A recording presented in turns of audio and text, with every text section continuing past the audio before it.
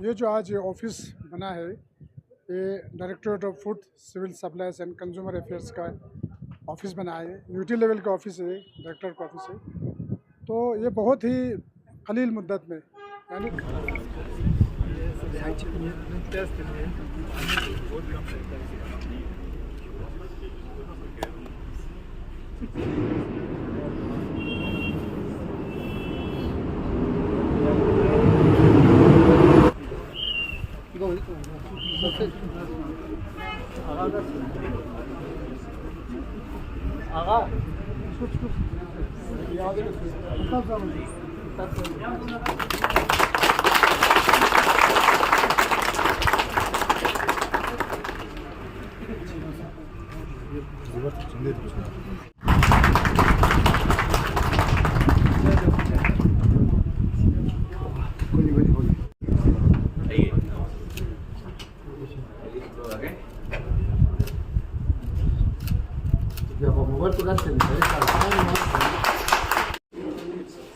बहुत सारे पोस्ट लिखे हैं सर, एग्जीक्यूटिव पोस्ट लिखे हैं, एडी सेक्रेटरी अभी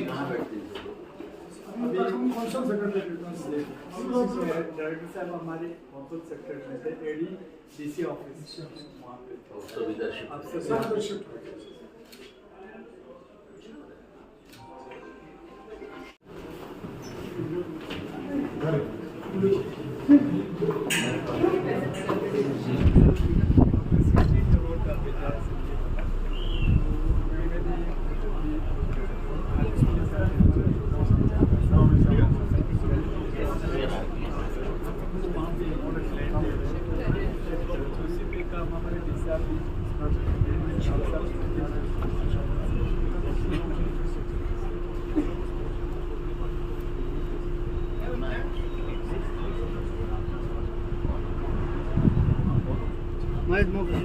हाँ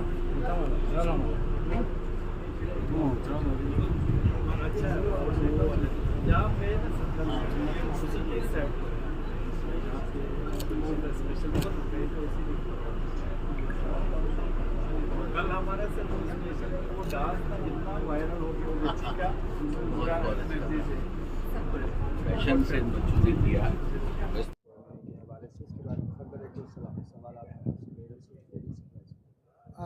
ये जो आज ये ऑफिस बना है, ये directorate of food civil supplies and consumer affairs का ऑफिस बना है। यूटी लेवल का ऑफिस है, डायरेक्टर का ऑफिस है।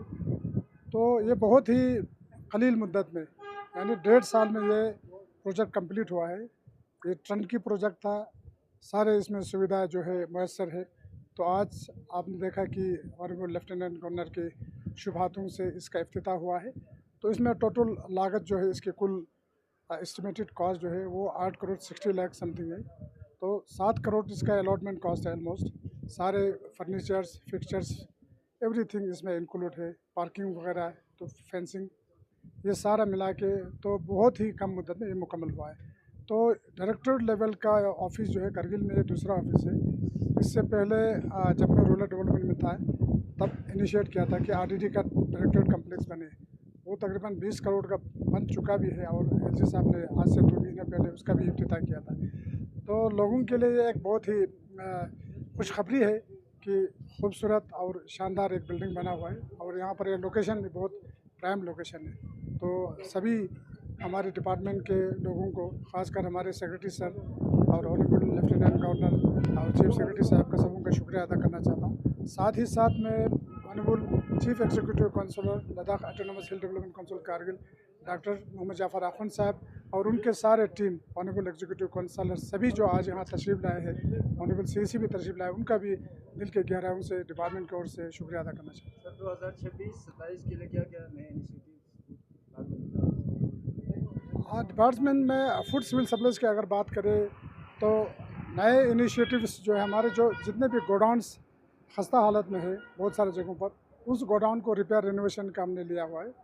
दूसरा एक हमने ले और करगिल में वेब ब्रिज हमने इंस्टॉल किया हुआ है, तो बहुत जल्दी उनका भी इनॉग्रेशन होगा। इसके अलावा बायोमेट्रिक सिस्टम हमने बना हुआ है, हमने ई पॉज हर जगह इंस्टॉल किया हुआ है। अब उनका इंटीग्रेशन हम कर रहा है कि ऑटोमेटिक जो है वेविंग स्केल लगेंगे, तो उससे क्या होगा, और भी ट्रांसपेरेंसी आएगा फूड ग्रेन्स के पिलफ्रेश में, और हकदार को राशन सही मानों में आगे बिना किसी वजह के, यानी कहीं जगह चोरी कचोरी के बगैर, पिलफ्रेश के बगैर लोगों को राशन मिलेंगे। उसके लिए डिपार्टमेंट की सबसे ज़्यादा इनिशिएटिव चाहिए।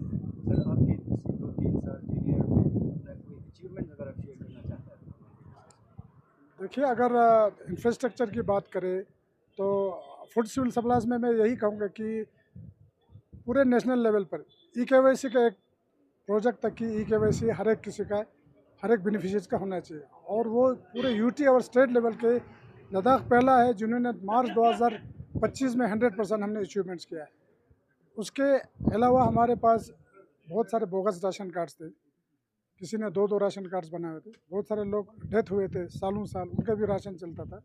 तो हमने एक राइटफुल टारगेट्स को हमने एक देखा है कि भाई कहाँ पर गलत चीज़ें हो रहा है, तो 20,000 लोगों को हमने राशन कार्ड्स के खाते से हमने निकाल दिया है, ताकि सही और हकदार लोगों को सरकार की ओर से जो राशन फ्राहम कर रहा है वो मिले। तो इसके अलावा यूथ सर्विस एंड स्पोर्ट्स में तो आपने देखा भी है, क्योंकि मेरे पास 3-4 साल से यूथ सर्विस एंड स्पोर्ट्स का चार्ज रहा है। बहुत सारे जगहों पर इंफ्रास्ट्रक्चर बना है, बहुत सारे जगहों पर अभी इंफ्रास्ट्रक्चर बन रहा है। कुल मिला के स्पोर्ट्स डिपार्टमेंट में 600 करोड़ का हमारा काम चल रहा है।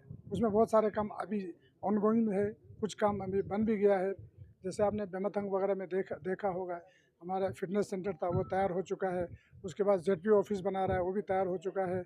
आईएसओ की रिंग का अभी जो ऊपर जो चिलिंग, मैकेनिकल चिलिंग है, वो अभी पाइपलाइन में है, और हमें उम्मीद है कि अगर वो यहाँ बन जाए तो वर्ल्ड क्लास का एक पूरे यूटी लेवल में सबसे टॉप क्लास का यहाँ पर आईएसओ की रिंग 24/7 बन सकता है। तो सर जो राशन कार्ड जो सर ऑनलाइन हुआ है, जो केवाईसी सबका अपडेट हुआ है सर, उसके बावजूद भी जो है हमारे बहुत सारे फैमिलीज विंटर में जम्मू जाते हैं, तो उनका केवाईसी वहाँ पे जो राशन स्टोर है वहाँ पे एक्सेप्ट नहीं होता है। हर स्टेट का होता है, सिर्फ लद्दाख का ही नहीं होता है सर वहाँ पे, उसका क्या इशू? उसमें ऐसा है, नेशनल लेवल पर one nation one ration card का कंसेप्ट है। तो ई-केवाईसी में अभी फुल्ली कुछ जगहों पर उसमें टेक्निकल ग्लिच है ज़रूर, ये बात सही है कि अभी 100% उसका ये परफॉर्मेंस रिजल्ट नहीं मिला है उसमें, क्योंकि ये एक नया कंसेप्ट है।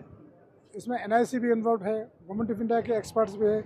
हमने यहाँ पर यूटी लेवल पर एक पीएमयू बना हुआ है, स्मार्ट पीडीएस करके अलग सा, तो उस पर हम कम कर रहे हैं। हमें उम्मीद है कि जब जेएनके का भी अगर स्ट्रीमलाइन हो, फिर हमारा भी हो, फिर ये दोनों इंटीग्रेशन होगा, तब आने वाले दिनों में फिर ये दिक्कत बिल्कुल नहीं आएगा। तो आप जम्मू जाएंगे, यहाँ से आप ट्रांसफ़र करके आप जम्मू में भी राशन कार्ड ले सकते हैं। तो जेएनके में भी ये कम्प्लीटली फुल्ली ये जो है अभी चल नहीं रहा है, तो इसी वजह से वहाँ पर शायद ये एक्सेप्ट नहीं हो रहा होगा। तो सर क्या यहाँ पे आने वाले दिन में जो राशन का फुल यहाँ पे अरेंजमेंट है सर, कोई दिक्कत नहीं है? राशन का कोई दिक्कत नहीं है। स्टोरेज एफसीआई के पास कम से कम 1-2 साल तक के लिए यहाँ पर एफसीआई में स्टोरेज है, तो हम तो एफसीआई से लेते हैं, जितना हमारी रिक्वायरमेंट है उतना एफसीआई से हम लिफ्ट करते हैं। तो राशन में किसी को भी कमी नहीं है। जो प्रिस्क्राइब्ड स्केल है उसी स्केल के हिसाब से लोगों को हमने, बल्कि 3-3 महीने का हमने एडवांस राशन दिया भी है। लास्ट ईयर भी दिए थे, इस साल भी हमने अभी जून तक दिए हैं, आगे भी हम अगस्त सितंबर तक एडवांस राशन दे रहे हैं। तो सर अभी कुछ दिन पहले जो है फ्लड आया था, तो कुछ रिलीफ आप डिपार्टमेंट की तरफ से इशू हुआ है सर? नहीं, रिलीफ में ऐसा है, रिलीफ हमारे डोमेन में है ही नहीं है, वो डिज़ास्टर मैनेजमेंट के डोमेन में आता है, और हर एक डिस्ट्रिक्ट में रेड क्रॉस का रिलीफ वगैरह होगा, वो डीसी साहब के डोमेन में है, वो हमारे डोमेन में होते नहीं। Thank you.